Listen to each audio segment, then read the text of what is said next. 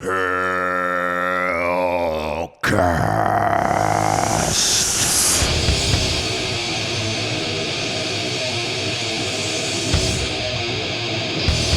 does Dark Throne, Impaled Nazarene, and Noidba have in common? Well, sometimes they're going to be black metal records on the wrong speed.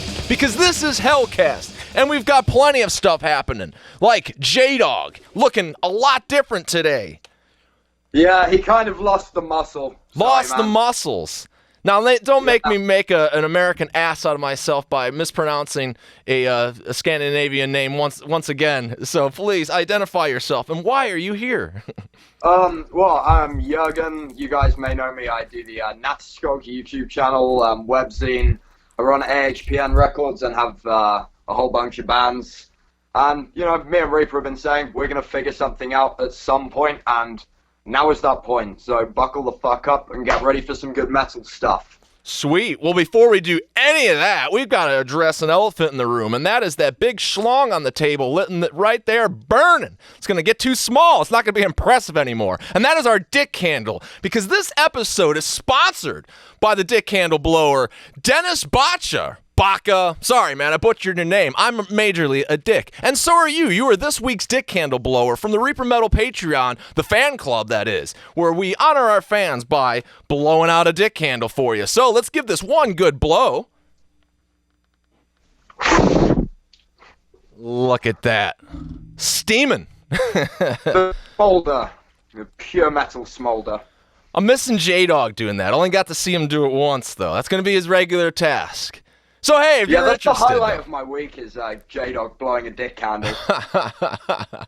So if you're interested in becoming a dick candle blower, there's plenty more perks than just hearing your name and getting blown a dick. You can get awesome discounts to some of our affiliates, as well as a lifelong Reaper Metal one, have a shout-out on HELLCAST, ask questions on Into the Darkness. You can do a lot of stuff, and reading's one of them. So go to ReaperMetalProductions.com, check out the fan club, and see if it's something that you're interested. Because when you look at the dick candle, though, the first question that hits your mind is, well, whose dick is it anyway? And the answer to that question is, I don't know. But that is why we came up with a special segment to honor our fans even further than calling out, names and blowing out a candle. We put all these dicks on a table, and then you start to get a dick shrine, right?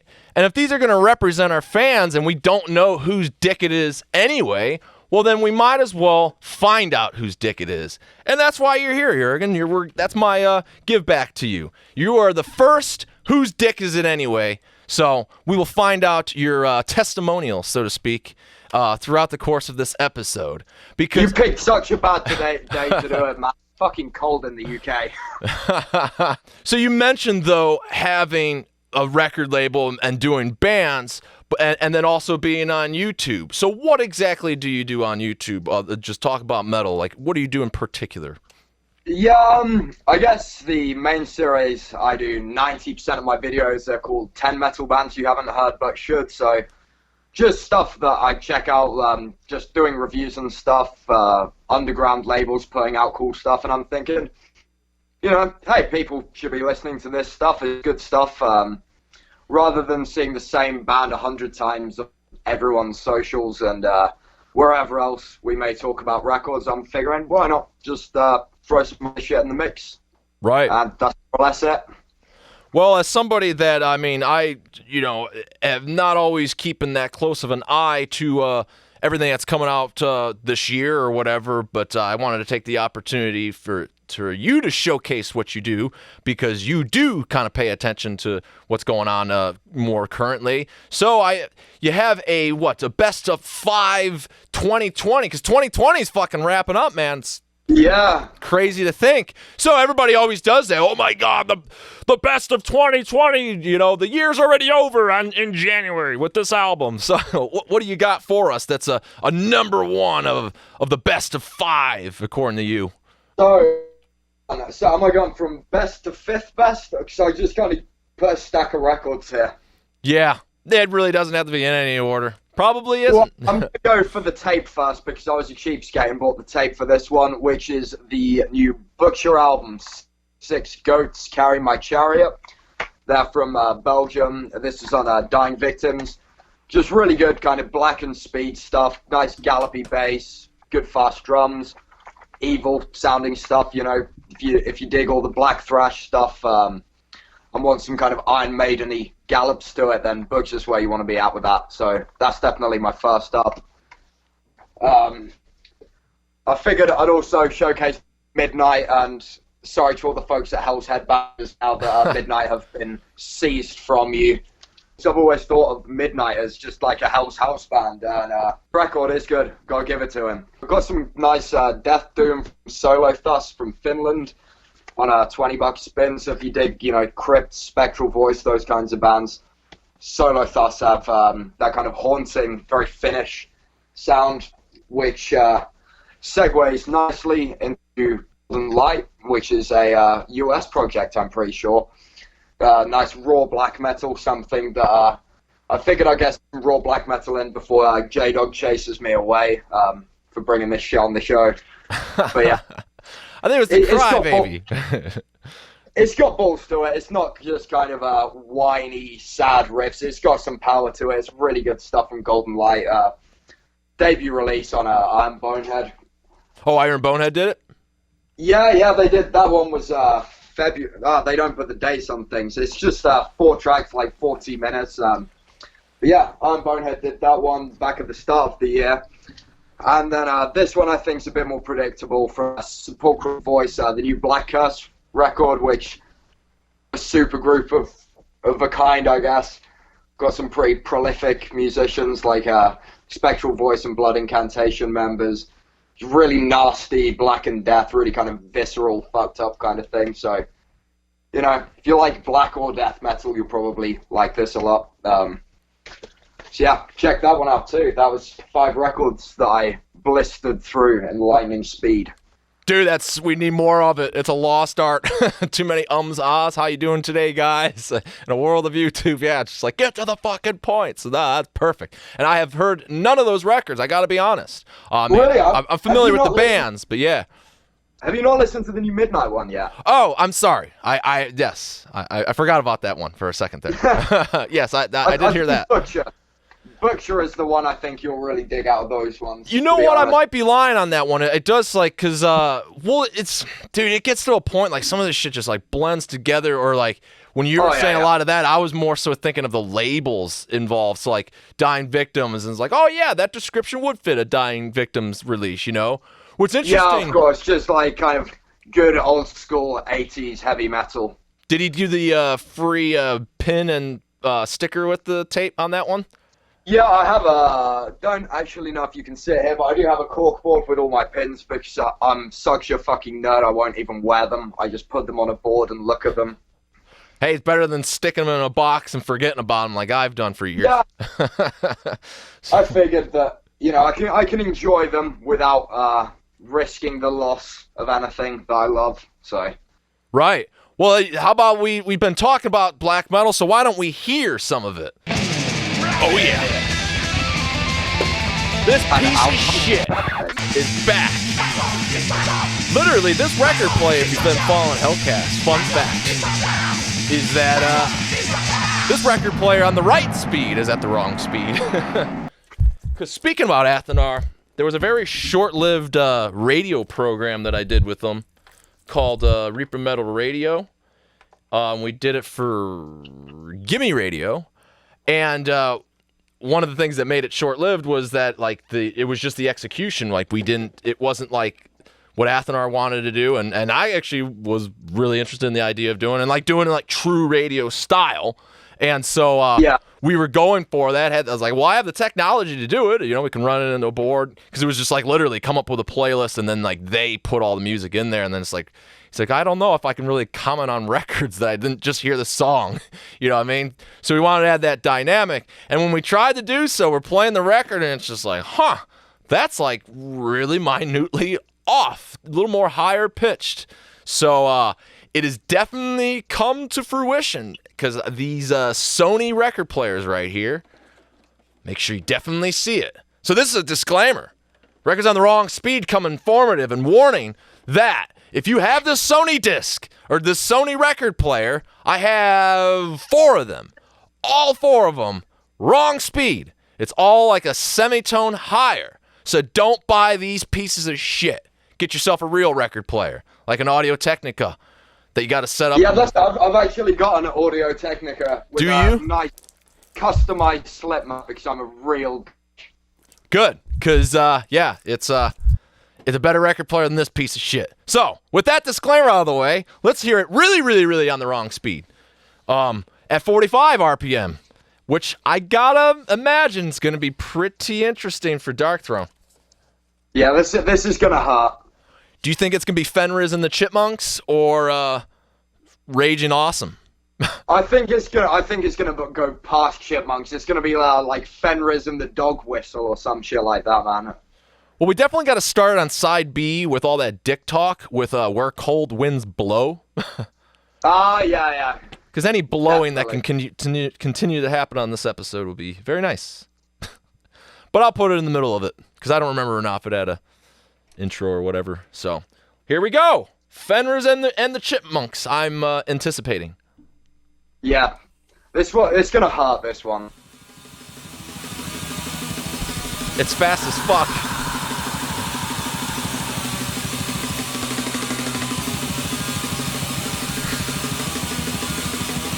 I'm just getting kicks. Yeah. I'm waiting for some vocals. I'm waiting for something. That's all it is. It's this. Wow. All right, there's a regular sound.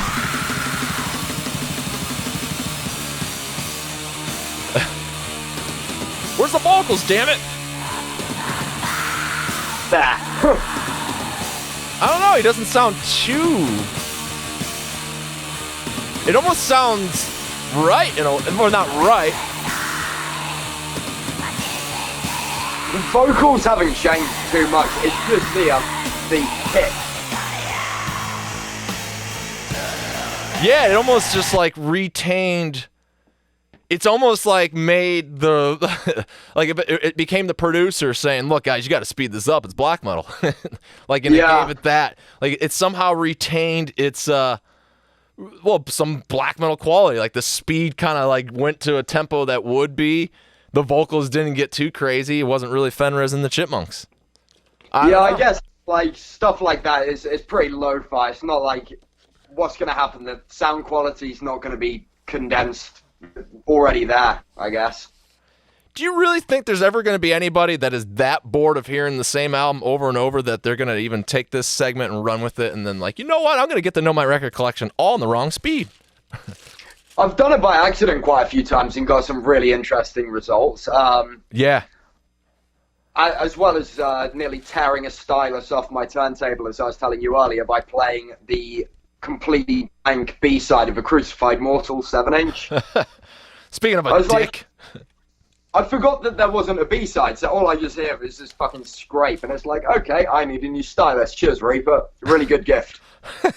Well, hey, to keep sticking on the B-side then, Impaled Nazarene definitely has to go on the B-side with the god Symmetry of Penis. But shit, man, because this is, you sometimes, like, when you get these records that they don't, like, print the actual sides on them, you can go by the matrix that's in here, but both of them say side A on them. So, so I'm going to go with a guess and assume that the white labeled side is. So we might hear the god Symmetry of Penis, or we might hear, track 2. I'm really looking forward to hearing Impaled Nazarene on the wrong speed. I think Impaled Nazarene are on the wrong speed. That's the kind of beauty of them. So you think Alvin's going to be joining Impaled Nazarene, or? I think this is actually going to sound pretty good. I have high hopes for this. All right. Yeah, I don't know. I don't know if I'll be jam that whole record like that. I think I could probably listen to that quite happily. That might just be a reflection on me more than anything. Yeah, well, no, I mean there could be like like that record that's just like I mean, that's what we do to ourselves, right, as fans, with all the like the reissues with the new bells and whistles, especially in the underground for like something like Impaled Nazarene, where if like this, you know, the first album came out again and it has a bonus track of live track, I mean, that ain't gonna sound awesome. It's gonna sound like shit that might as well have been on the wrong speed. Yeah. You know? So it's like, I don't know. Maybe somebody would truly be like, oh, it's a good way to get to know records in a different way that I've already known a zillion times. I think some bands it could work really well. I think Archgoat it would work really well because they're quite down tempo for kind of Black Death stuff. I think that'll probably just end up sounding like Carpathian Forest or something. Well, we shall find out maybe on a future episode. But right now, everybody else is going to find out who the hell Noidva is, because only you and I, at least in this room, know who they are. And this was sent last time. Cool shit was sent. I don't know if it was literally last time, but it was sent on a previous episode, or at least a previous recording. I think it was the last episode you said it in, because I remember it was really recent that you mentioned Noidva. Oh yeah, we did air that then. Well then, great. Now we can finally hear it. That's all to show our appreciation by playing it on the wrong speed, because you really knew it. You knew it on the right speed, of course, huh? So let's check exactly. it out. That one's a little obvious. Yeah.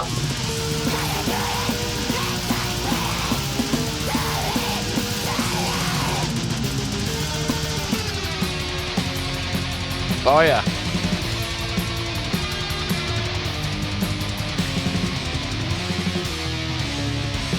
Well, there you go then. You got to check out more Noidva. Everything. You got to check out all this stuff. You never heard Dark Throne? You never heard Impaled Nazarene? And probably never heard this for sure. Well, then, hey, if you're intrigued by any of that, want to find it on the wrong speed, well, then find the links in the description. Did it for you. No excuses not to check it out. So definitely check it out. ReaperMetalProductions.com.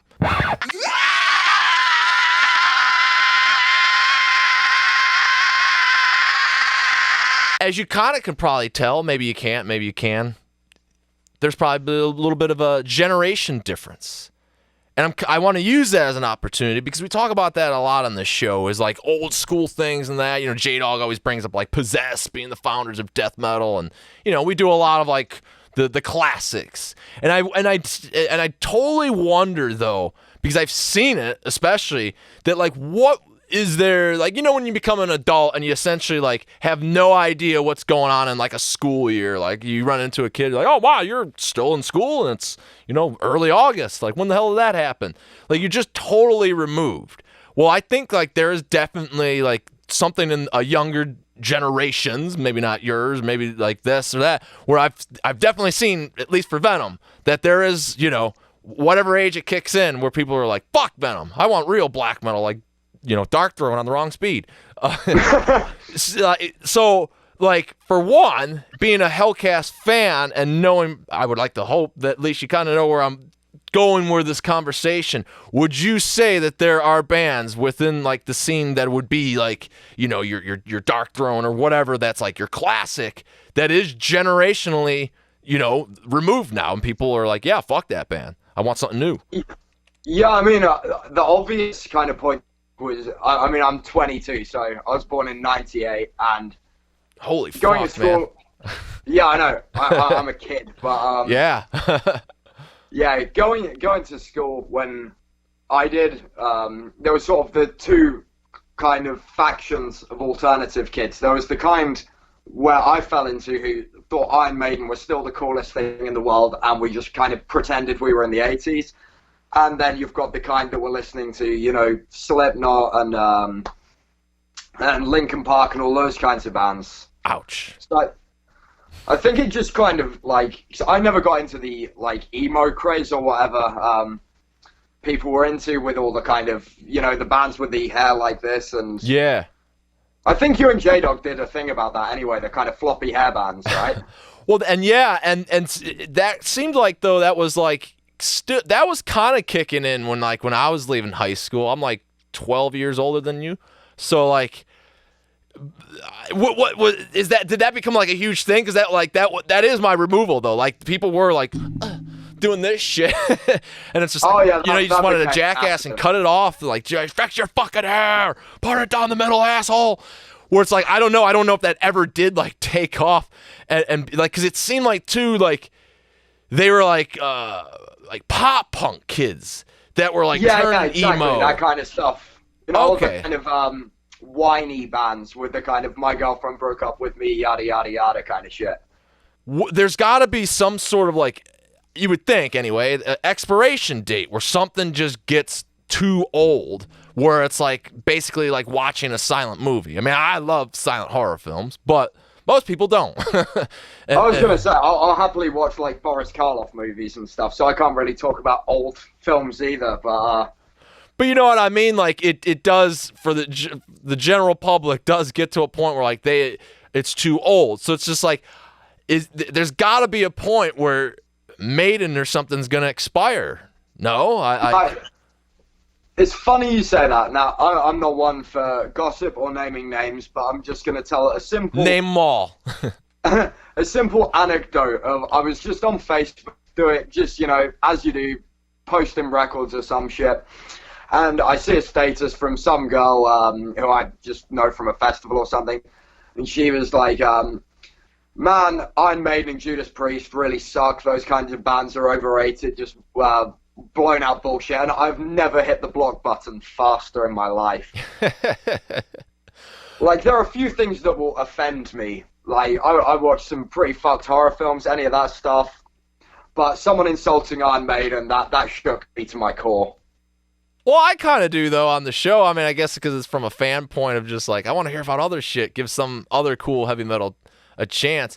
But I'm like, would you really think, though, like somebody not liking it, though, is truly from an inorganic place? Like, you could still be, like, as equally of a fan and think Maiden sucks, and love Archgoat. Hell, you could almost be more inclined, I would think, in a way. I don't know, I think it's like an appreciation thing. It's kind of like, I don't like blues music. Like, I enjoy the talent, but it's just, it doesn't sit on my ear. Yeah. But that doesn't mean I would take away credit for what it's created past that, I guess. Yeah. I mean, I guess that's what it is. But there you go. Blues is a great example. Like, that, in a lot of ways, got expired. Like, how many people you run into that they're in their 20s, they're like, I love the blues, dude, and then like truly cited the blues. Like, it could be like there might be a like country, at least in the United States, has like when somebody's like, I like country, they don't like country. They're not. It's like, dude, it's like pop with a southern twang on it. It's like, it's garbage is what it is. I mean, I live in the most rural part of the UK, in East Anglia, so yeah, we have those too. I think I said it on the show before. It was almost like, especially with the deathcore shit, that you would have thought it would keep going extreme, that it just like fell down and like got worse. It got wimpier. At least that's the stuff we heard on there. That, what was it, Chelsea Grin? Oh man, they played at a festival I was at last year, and I was walking past just to get like a hot dog or something. There goes all my vegan subscribers, but yeah, I was just gonna go get some food, and Chelsea Grin, that exact band, were on the stage, and it was just dun dun dun dun dun dun dun dun, and I've never wanted to fucking hang myself at a metal festival till that point. That should have been the review of the fest.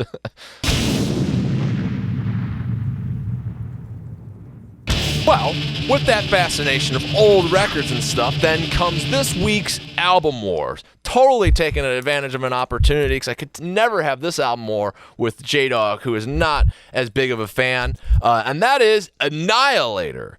Alice in Hell versus Never Never Land. Now, let's take a stab before we assess what our choices would be. What do you think the internet would choose on that one?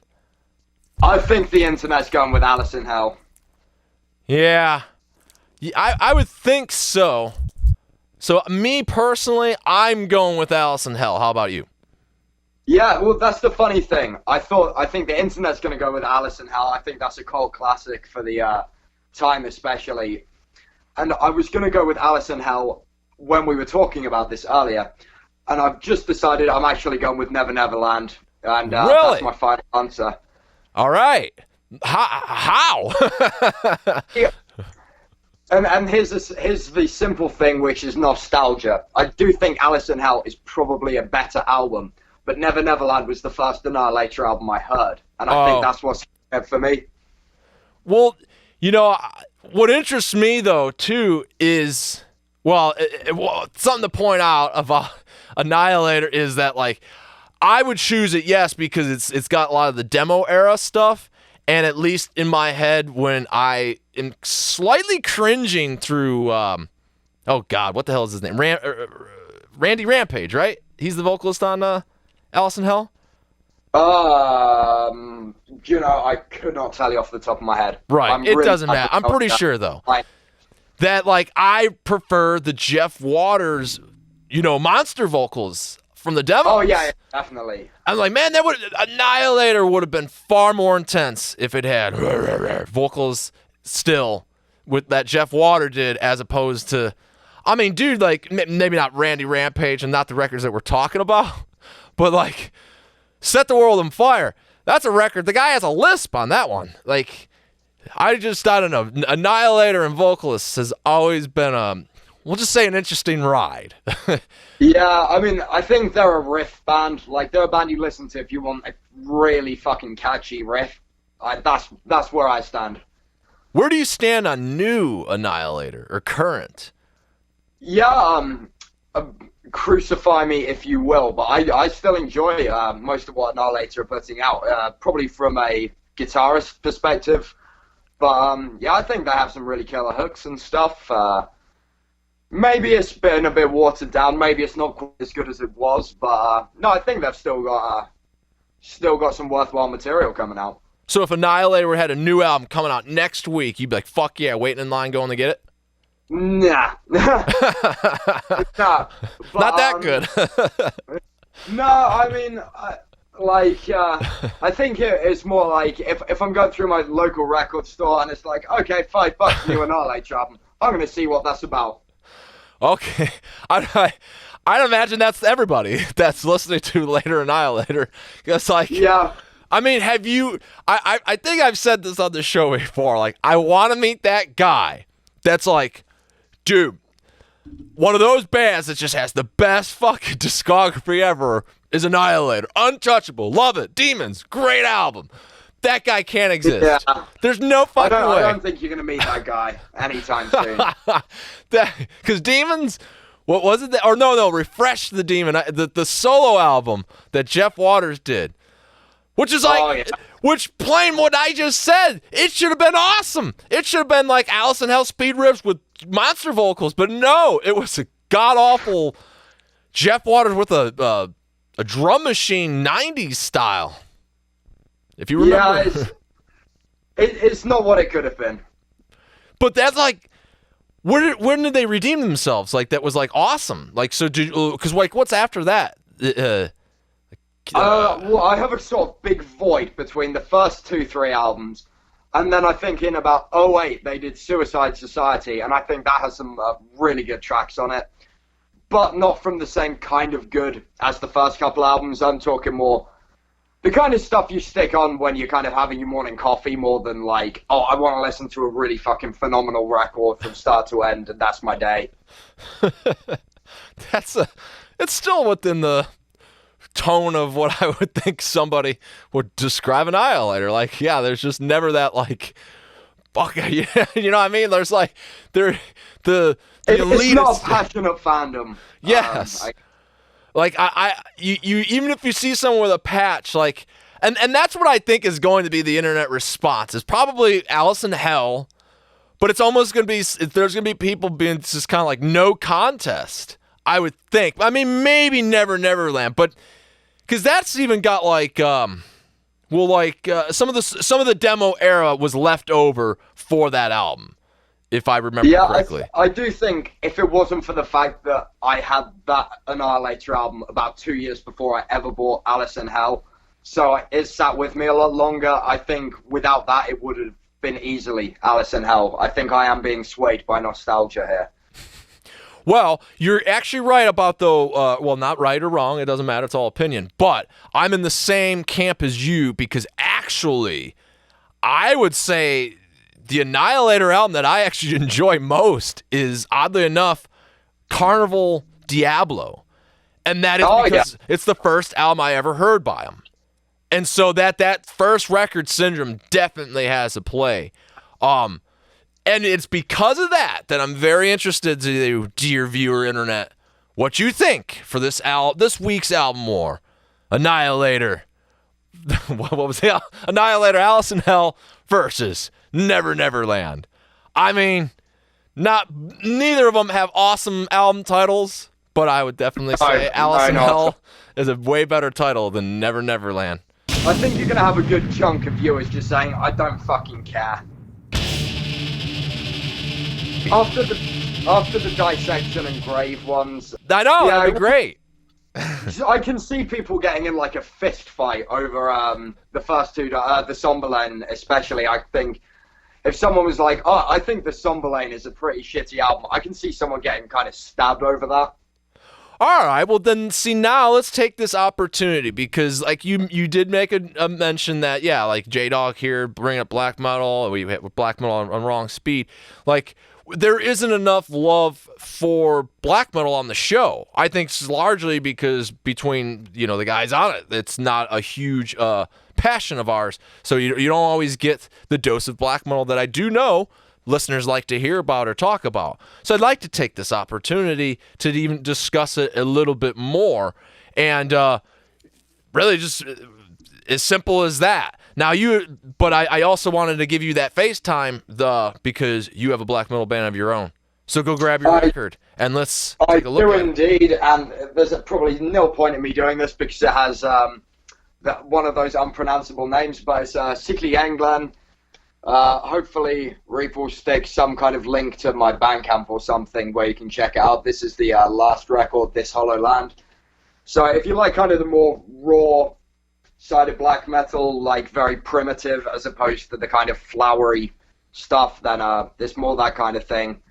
No crying. It's just pretty kind of visceral and eerie, I guess.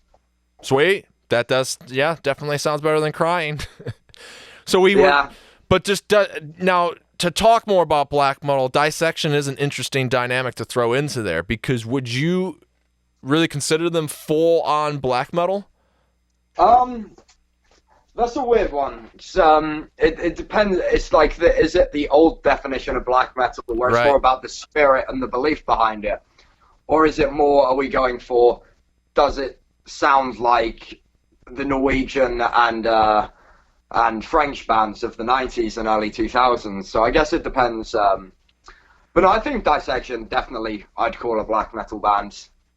Yeah, I always kind of did too, and I know like there was at least like black metal elitists through that wouldn't like that, but like, I don't know, I don't really like, some people would lump it in like and say death metal. It's just like, well, where the hell is that? In at least the classic records, I know before that obviously had more of that. So I don't know if they're being all encompassing as far as the career of the band. I mean, the Reign in Chaos is certainly pretty much neither. But I'd say Reign Chaos is more like just a kind of, it's more like a kind of blackened rock album. I wouldn't stick it in the extreme category at all. I think it's got a bit of rock and roll in there. It's got a bit of death, a bit of black, and it's just, I don't really think of that as a black or a death metal album, really. Now, is Venom somewhat stale to you as far as like, relevancy? No, not at all.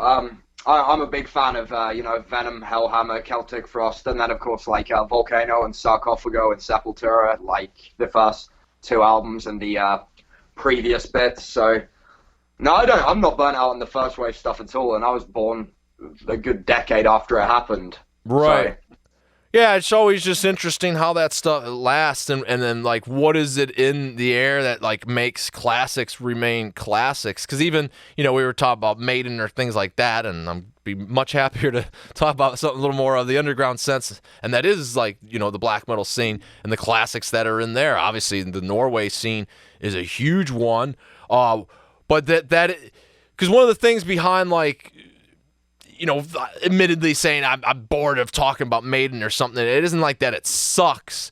or any classic to that matter, it's just also the interest of like, what's that element that we all hear that makes a classic like never die? Because it's not just metal either. Like, you know, like fucking Elvis is still, you know, last. Yeah, for sure.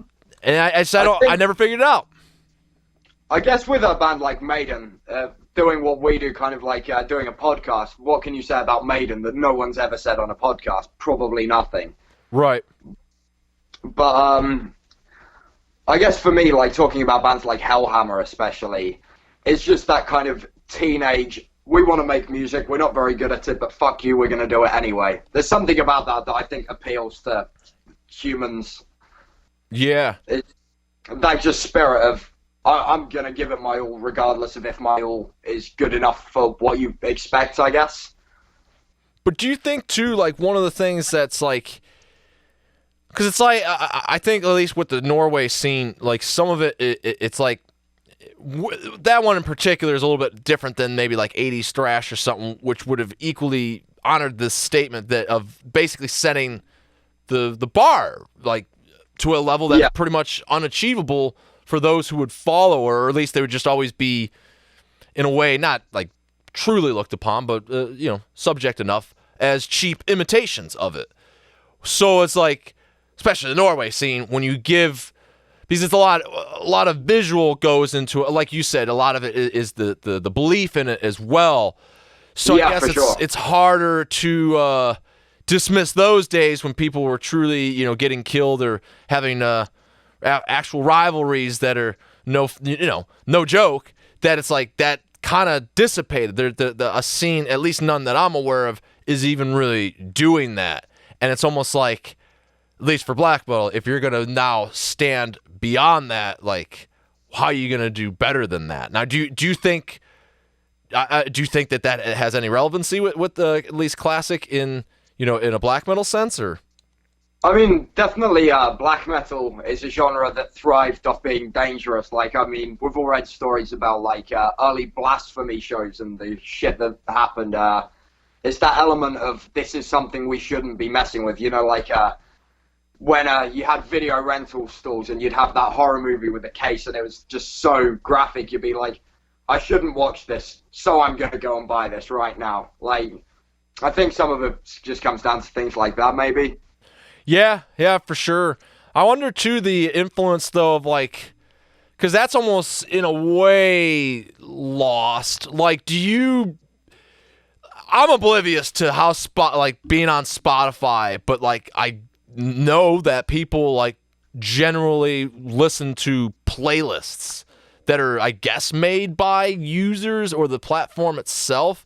Like, is that a viable tool for you at all of discovering music? Not at all, no. I'm probably the worst young person you can talk to about this stuff, because my way of discovering bands goes basically like this. I get sent a press kit to review something. As you know, someone who sends me press kits. I then listen to and review it if I think it's worth sitting there and talking about. And then if I like it, I'll go and buy the record, buy the tape, or buy the CD, depending on our budget and what's available. And then I'll just listen to the full album. So for me, that kind of playlist thing of each album having like one worthwhile song and the rest you never really hear again, I think's a real shame, I guess. Yeah. Now, what inspired? I mean, obviously, just fandom is what got you to at least go to start doing reviews and channel and even start this up. But like, what else was like some of the driving force that's like, hey, I want to like go on YouTube and, you know, talk about cool records? I guess like there were some other people I respect doing it. Like, I watch HELLCAST.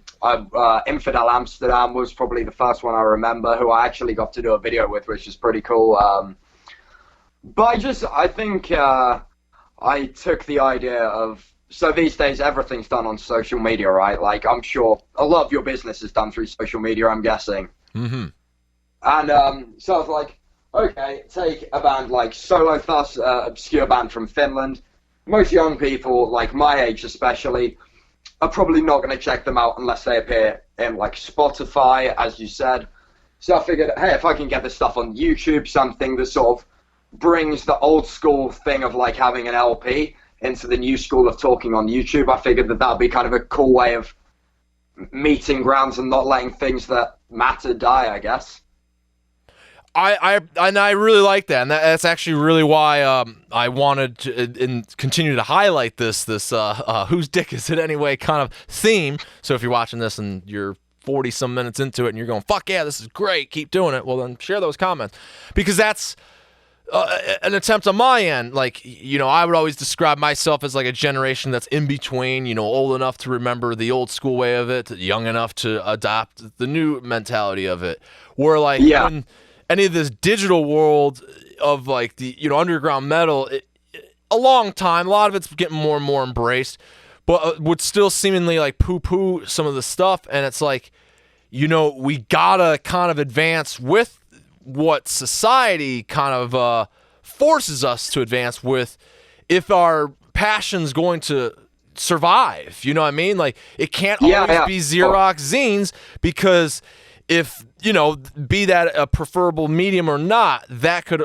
just literally go away, where you can't print it like an 8-track. Like, I know you can do 8-tracks and people have done them in 2020, but it's pretty fucking hard to find a place to do it. So like Xerox, same kind of thing. Like, it can get to a point. Now, obviously it didn't, and people could still embrace it, but it's like, you know what I mean? Like, to be closed-minded to it, it could be the thing that kills it. And I don't want a future of YouTube music. So we need the young generation to be spreading the word. And I see things like what you're doing, or bracing the YouTube and stuff myself, is kind of like the visual or the video review in a magazine. You know what I mean? Like, yeah, we're kind of like the MTV of our day, I guess. Yeah, well, like, because it's all the same form of like content at the end of the day. It's somebody giving their opinion. So like, why not embrace that to then do stuff like you're doing, and you know, and tell people about good music? Because I honestly, that's going to be what has a future of absolute shit music or not. You're not going to have enough people that could be fans of Noidva, jamming Noidva, if all they ever hear is whatever god-awful band that they probably, you know what I mean? Like, just this shit, man. I can't fucking believe that in 2020, I could look at stuff that I absolutely despised hearing in the 90s and go, this is way better. Yeah. And the grass is always greener, though, isn't it? Like, whew, I guess so. And I hope it's greener for what 2030 popular music's gonna be, because if we're all still alive then. Well, if it's gonna be as bad as I would presume it is, then dead I should be, because I don't want to be around it in the first place. But nah, if it's gonna get worse, then yeah, just take us out to the farm and, you know, put us on a field where we can run around and done. No, you can't say that. It's not PC enough. Well, I'm allowed my euthanasia, man. Well, so you've obviously done music. Do music yourself. Do a label as well. Man, this stuff sounds familiar. YouTube channel. Did I miss anything else that you're aspiring to do? Yeah, so, I mean, like, obviously, I mentioned I have, like, I think 7 active bands at the minute. YouTube label. I have my webzine, which, you know, I've reviewed one of your releases, the Assimilation album, the other day. And the other one is I write for a print fanzine called Legions of Darkness. So, you know, old school meets new school again. I do a bit of everything. Well, there you have it then. You probably sat through this whole episode like, man, Jørgen doesn't sound like a dick at all. Why would you take not one? And they're wrapped in tissue paper, too. That's even makes it more appreciative to the dick theme. But not one. Not two. Somebody on the internet asked me, how many of these dick candles do you have? So we're going to find out an official count right now, at least at the time of this video. Which is a reminder that, hey, if you want to be a dick candle blower but also own a dick candle, they're for sale. That's with the Vomit Angel record, right?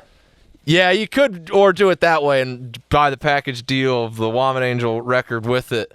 I have the Vomit Angel record. It's a very good record, so I'm going to say people should grab the record too. But they should definitely buy the dick handle first, right? Well, they should buy it all, man. The dick candle. Well, I mean, what are you going to do? Listen to Vomit Angel and not sit there lighting a nice dick candle? That'd just be silly, really, wouldn't it? I think so. That's cool. And hopefully you get enough money to buy a new fucking turntable. Oh, I'm gonna keep that shitty one. I think it's gonna be it. Oh, that's records on the wrong speed. It already did half the job, so we might as well make it really, really on the wrong speed. Irreplicable.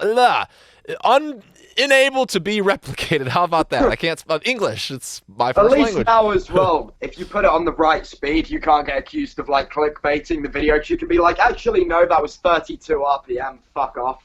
And then I can always say, you can't try this at home because I've got the record player a little bit more off than yours is going to be. But we've got... Yeah, you want to trademark that shit before Gene Simmons does. Someone tells me he's not going to be trying. He's going to be sat there watching your video right now like that fucking American has my idea. I thought Gene Simmons was American. No, he's from Israel, I believe. Oh, well, yeah. Same, yeah. Well, anyway, we have the dick candle count is 6, because I'm going to keep this one until it burns out. 6 dick candle blowers, and they're all white. We had an assorted colors. So...